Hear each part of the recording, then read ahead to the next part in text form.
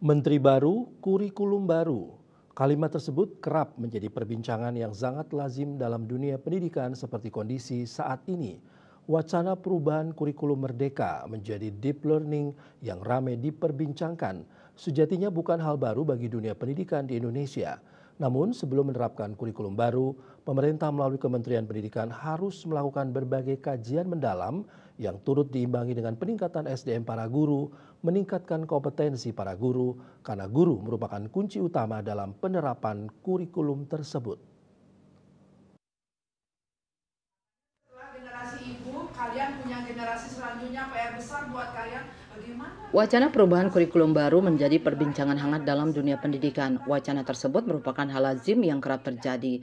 Dewan Kehormatan Guru yang sempat menjabat sebagai Kepala SMA Negeri 3 Denpasar selama 14 tahun Ketut Suyastro mengatakan wacana penerapan deep learning yang santer diisukan menjadi pengganti kurikulum merdeka harus melalui kajian mendalam.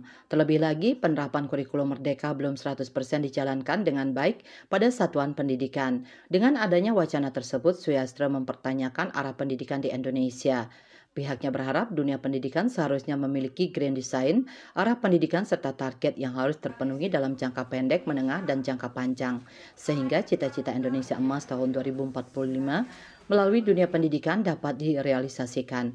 Pihaknya sangat menyayangkan sekali wacana tersebut. Seharusnya kurikulum merdeka dapat dikombinasikan dengan deep learning atau dengan kata lain, kurikulum merdeka disempurnakan dengan penambahan metode pembelajaran mendalam atau deep learning.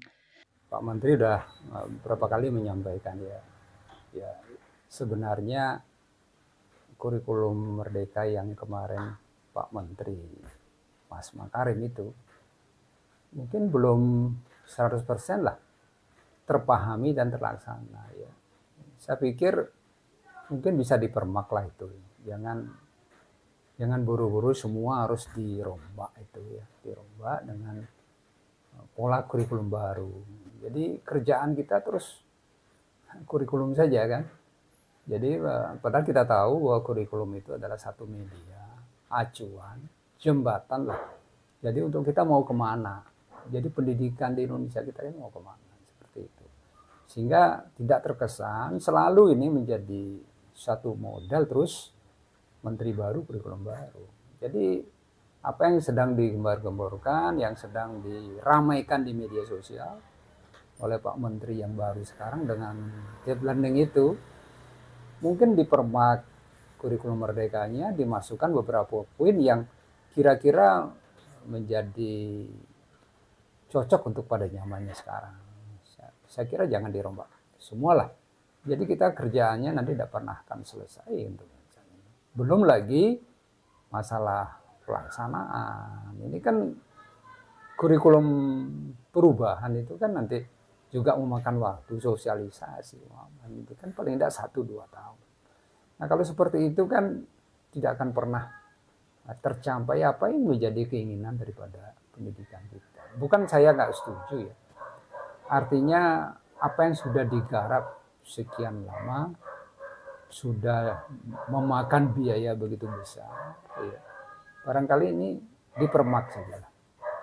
Yang kurangnya ditambahkan apa deep learning ini yang mau diselipkan silakan. Suyastro menambahkan kunci utama keberhasilan penerapan kurikulum terletak pada guru. Guru memiliki peran penting dalam pelaksanaan kurikulum yang berlaku. Untuk itu, peningkatan SDM, peningkatan kompetensi guru harus menjadi prioritas utama. Berbagai diklat maupun peningkatan kompetensi guru jangan hanya sekedar formalitas belaka, namun harus dilaksanakan secara serius dan dapat dipertanggungjawabkan. Ya sebenarnya yang paling utama dari dulu lah. Sebenarnya dari kurikulum awal, kemudian ada CBSA, ada kurikulum 2013 dan sebagainya ini. Sampai sekarang ini ada kurikulum merdeka. Kunci sebenarnya yang paling utama kan di SDM guru itu ya. Jadi selama ini pelatihan pada guru-guru ini kan masih belum serius betul ya. Jadi cobalah diberikan pelatihan guru yang benar. Ya. Sehingga proses pembelajaran itu benar. Membangun karakternya di kalangan siswa juga benar.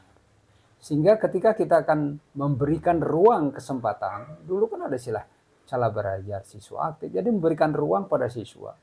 Kalau gurunya sekarang dilatih dengan benar, dengan baik, dengan serius, sudah barang tentu dengan biaya yang cukup, saya kira akan gurunya sudah baik, jadi mumpuni, kemudian punya karakter, menjadi contoh, saya kira di siswa ini akan semakin cepat terserap apa yang menjadi harapan cepat terserap. Nah, selama ini kan sering ada model-model pelatihan itu jadi tidak maksimal.